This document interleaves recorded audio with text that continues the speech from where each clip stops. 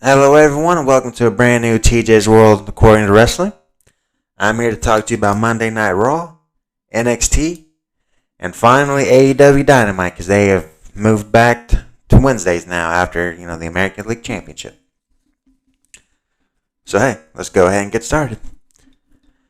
And, this is the first Raw after the draft, so they went all out. They call it a season premiere, which... how can they call it a season premiere on a show that never ends? Because you would think that a season, would start and end. There'd be a period in between seasons. But, apparently not. But anyways. So, of course, with this being a WWE show, there has to be a goddamn 20-minute promo.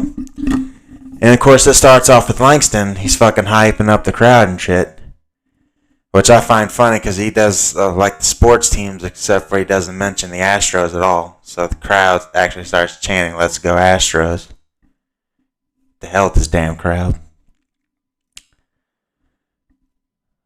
But, Rollins interrupts. He asks for a title shot. Kevin Owens interrupts. He asks for a title shot. Finn Balor comes out. He asks for a title shot. And Rey Mysterio comes out there and asks for a title shot. So Sonya Deville, Cruella Deville, she has a nice, bright idea. There's going to be a fatal four-way match. Winner becomes the number one contender for the WWE title. Although, except for she's going to spice it up with it, being the season premiere. Using the good old air quotations there. She's going to make it a ladder match. Oh boy, can't wait to see the fucking carnage for that. But next we have a triple threat tag match. It's Otis and Gable, Rude and Ziggler, and the Street Profits. I like this match. There's some great mat wrestling, from Chad Gable, was wrestling, particularly when he was wrestling Rude Ziggler. Because there's only 4 people that can actually wrestle in this. 2 others are just gimmicks, them being Street Profits. But, at the finish of the match, it almost comes out there, and for some reason, Ford flies on top of him, and he attacks him. But almost catches him, and he just flings him right into the barricade, right in front of the referee. The referee doesn't call for the bell or anything. So Dawkins tries to, attack him, to get revenge for his friend. And Owens just gives him a fucking right hand punch, like a knockout punch. Right in front of the referee. Still didn't do anything. God damn. Does he not know how to be a referee? Does he not fucking understand that you goddamn have to call for the interference?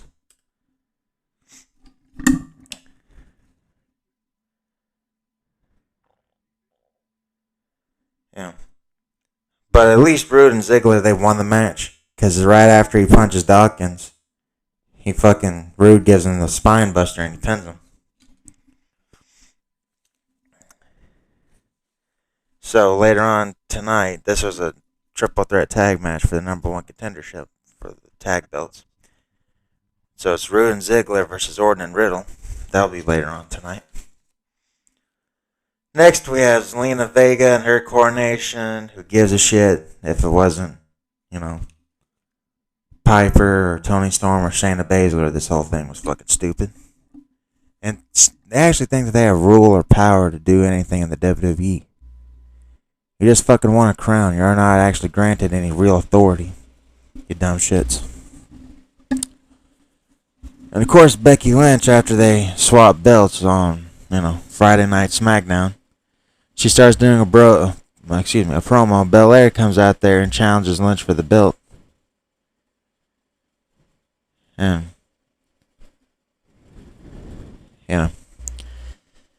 Lynch and Belair start throwing insults into each other. They start fucking arguing, which leads to a brawl between them two. And Lynch grants her title shot.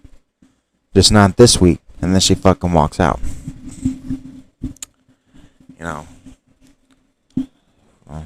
Wait to see that match again. Priest versus T-Bar, who's fucking Dominic Dijakovic. This should just goddamn rename everybody if I'm that Retribution piece of shit stable. He needs to fucking ditch that name.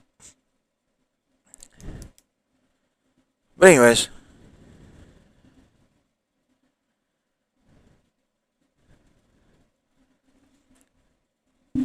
That was actually a pretty good match between the two big guys. But they're actually still mobile and nimble, that they can actually do some high-flying shit. They both kind of have, well, Priest has like an MMA kind of thing going on. So he introduces like a lot of kicks and shit. And Priest was unable, to actually keep Dijakovic down. So Priest actually just fucking snaps. And he starts wailing on him.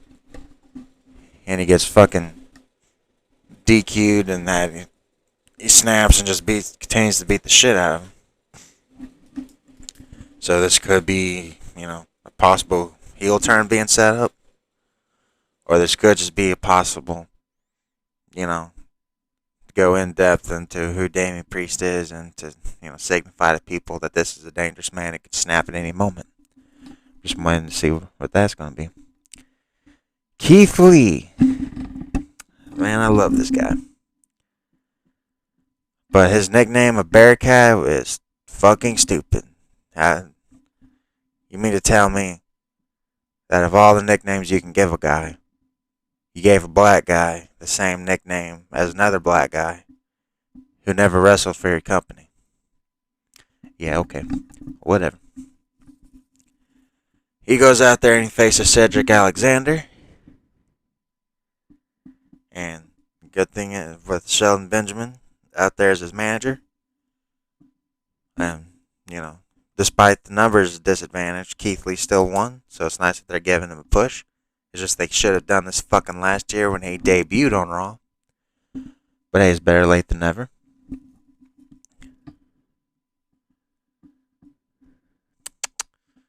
Let's see.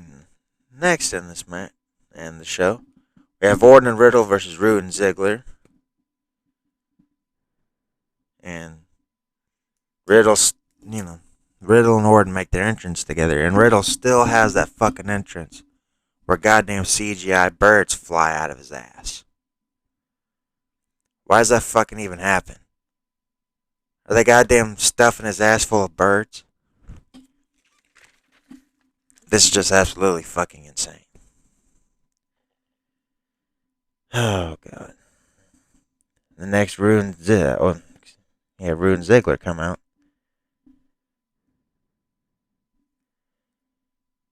This was a great match. It was good. I love the people that are in here, except for that they're just given fucking stupid personalities. One, of course, is a makeshift tag team that they don't really want to be together. One is a fucking stoner child that I guarantee will fucking lose his hand, even though it's attached to the end of his arm.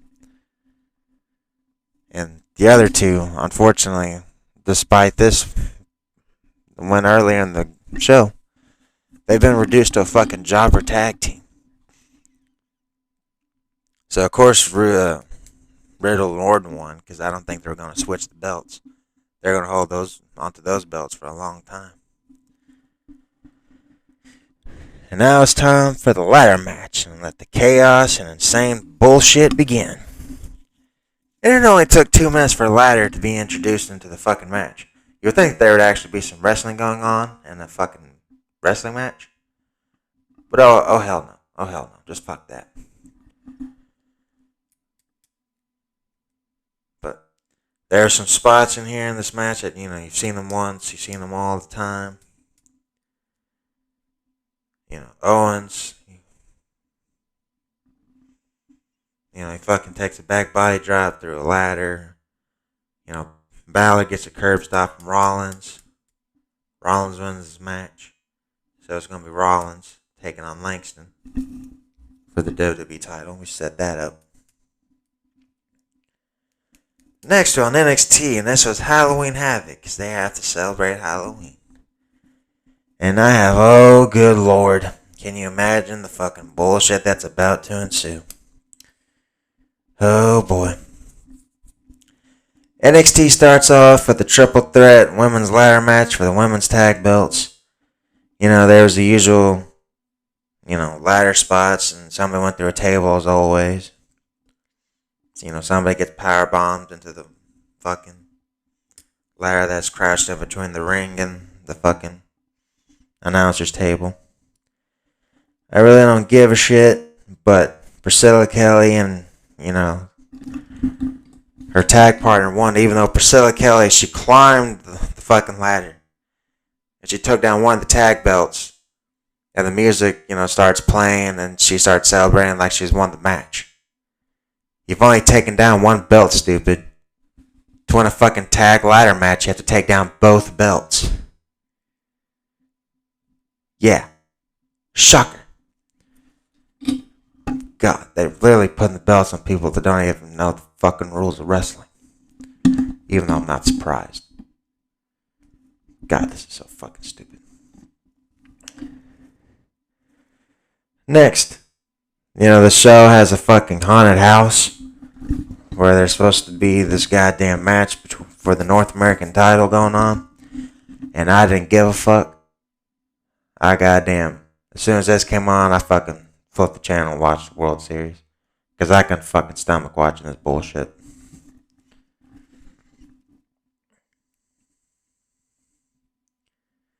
Next, Diamond Mine issues an open challenge for anybody that wants to fight any member of the Diamond Mine. Odyssey Jones comes out there and challenges Roderick Strong. And that's going to be a good match.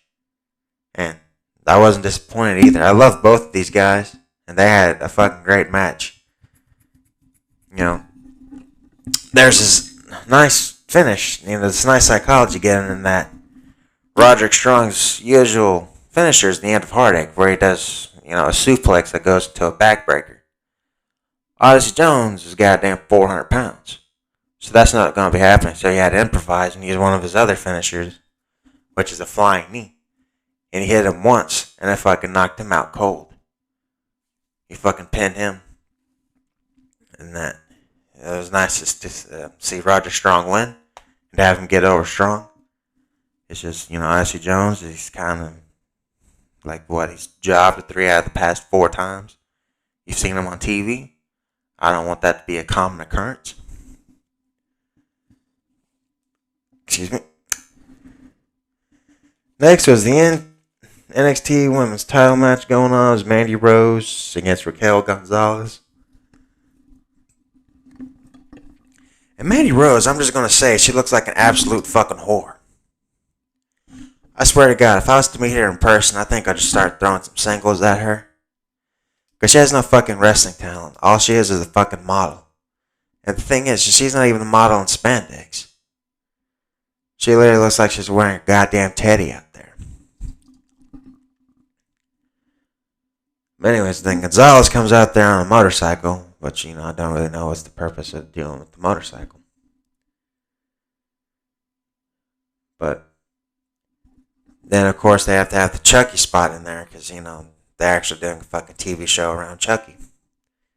He says that he wants it to be a street fight. And then, of course, kendo sticks getting fucking thrown around. The people keep getting hit with them. They don't fucking sell them. This goes all the way to the fucking end of the match,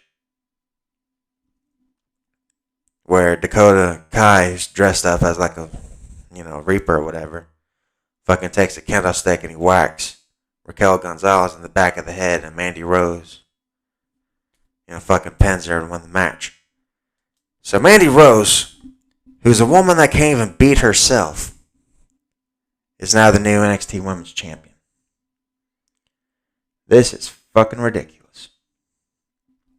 I'll just put right here in fucking capital letters. Why? Why the fuck did that happen? That's fucking ridiculous. 6 is MSK versus Imperium. Imperium won the tag belts. Thank God somebody finally actually deserves actually winning the gold this time. I fucking love Imperium. I think they're great. Next we have the main event, which is for the NXT title, which is Ciampa taking on, Braun Breaker, who's fucking name should just be Braun Steiner already, because this is fucking ridiculous to draw this out. And it was a good match. It was great back and forth action. Breaker, he's so fucking full of power and he's so intense that it really took a lot for him to start selling his moves, start selling the effects of the match. But at the end, the goddamn Ciampa hit the elevated DDT onto Breaker on the outside on concrete, which should have been the end of the match right there. But he fucking threw him into the ring, and then he hits his fairy tale ending on Steiner, and he retained the belt. Which this is definitely not going to be the end of this, because I fucking love this. This is a goddamn feud going on. It's going to be great to see Steiner finally win the fucking world title after only being there for, not even 2 months, which is absolutely fantastic. And that was NXT. And now to go over to AEW Dynamite, which, aired on Wednesday finally after 2 weeks of being on Saturday.